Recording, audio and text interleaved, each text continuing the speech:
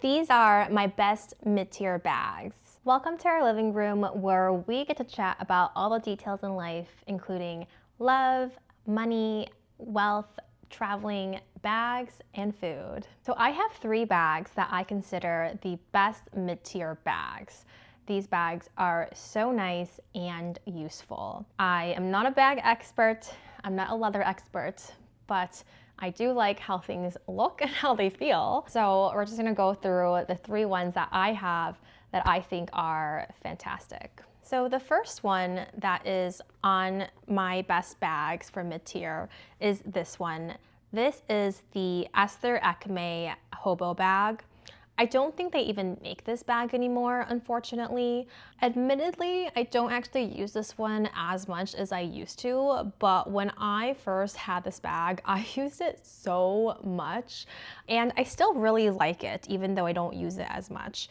It is a hobo style. It has a zipper at the top, which I think makes things feel really secure. And then it also has a fairly large interior as well. So there's all the space where you can put things into it. I would say the main possible downside of this bag is that it is on the thinner side.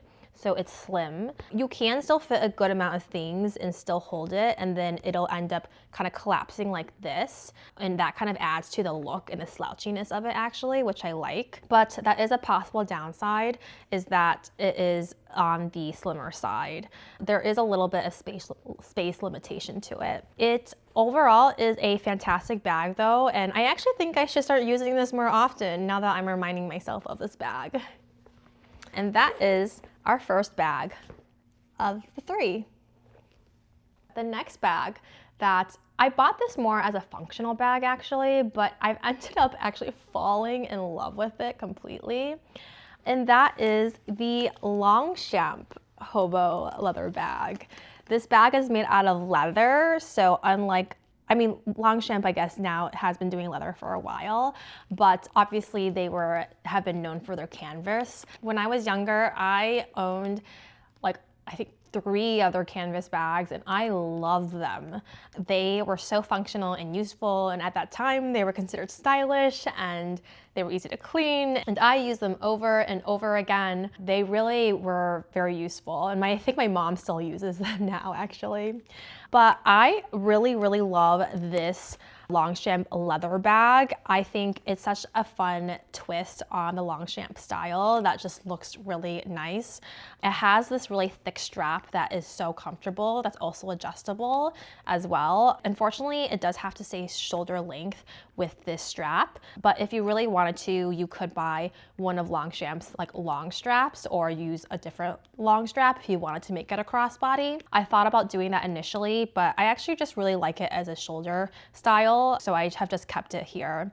The other downside of the strap is that my strap has kind of curved a little bit here, but I will say I throw this bag everywhere. This is my travel bag, and when I say travel bag, I mean throwing it under the train seats, throwing it under the airplane seats, throwing it here, there, in the rain, everywhere.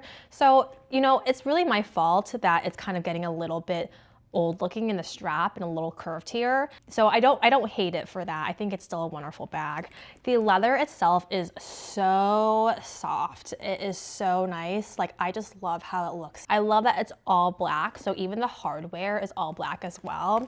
And even the hardware, the zipper is all black.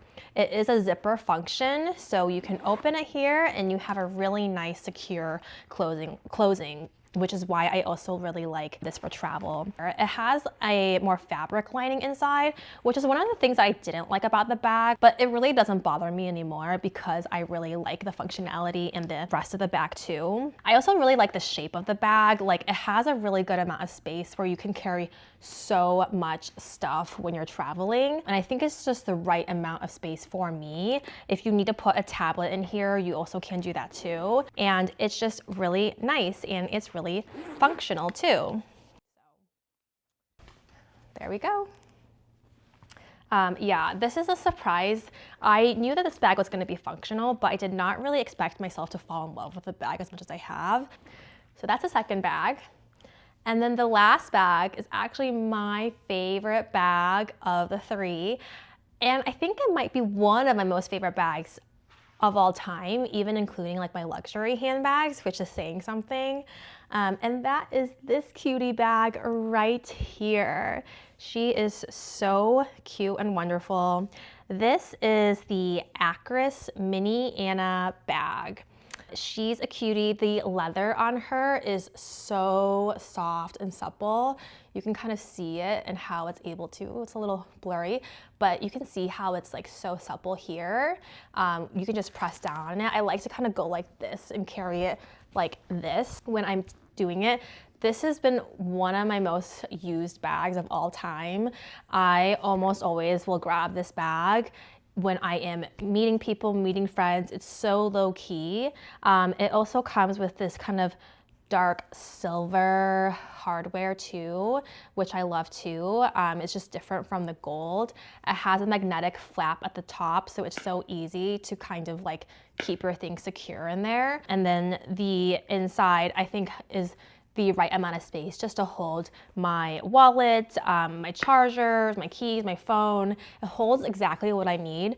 And it is a little bit adjustable on the side of the strap too, which is nice. I don't really adjust it. I just keep it at the longest length and it works really well. I could even put it on my shoulder, but it is a little bit tight there. But I pretty much hold it like this, which is one of my favorite ways to hold a bag anyways. And it just is so petite and cute and small, but also holds a good amount too. So my favorite bag of all time. I get compliments on her too and questions on like who she is and what bag is this. And she is just such a nice bag. I'm really surprised that this bag isn't more popular than it is because it's just so nice, really. They have this bag also in larger styles too. I've tried on the larger style at Nordstrom and it was okay. It was a little bit too big for me personally. I still like my other two bags better for sizing wise, but this mini bag is so great. They also have it in other colors too. I've seen white. I almost was gonna buy the white, but like, I don't know, white bags are really stressful for me, but they have white. They also have like a navy with like a sparkly metal onto it. It's so beautiful. I can't gush about this enough, and I hope to be able to be using her for a very, very long time. The price point is a little bit on the higher side, and so I think it's like a little over $1,000 for this bag, which is high, but it's such a good one. She's a great. I was going to go into the Akris store, which they opened one in Chicago, but when I peeked through, I didn't actually go in. I don't know why, I just kind of decided not to. But when I peeked through the store, I didn't actually see this bag hanging anywhere. And so I'm not sure if they are not going to be making any more of these or if they are just going to sell off what they have left. This bag, I don't really ever see it go on sale. I think I've seen the larger sizes go on sale before, but the smaller one I've never seen go on sale before. I waited for a while to try to buy it on sale and it just never did, which I'm so happy that I bought it. It's so wonderful. I think Akris is now having other styles out that they're selling instead, and admittedly, I don't think I was a fan of the other style when I saw it. I really love this one the most. All right, so these are what I think are the 3 best mid-tier bags that are out there. Let me know what you think of them and if any of these spark interest or if you have any of these. Thanks so much for hanging out with me today. Bye.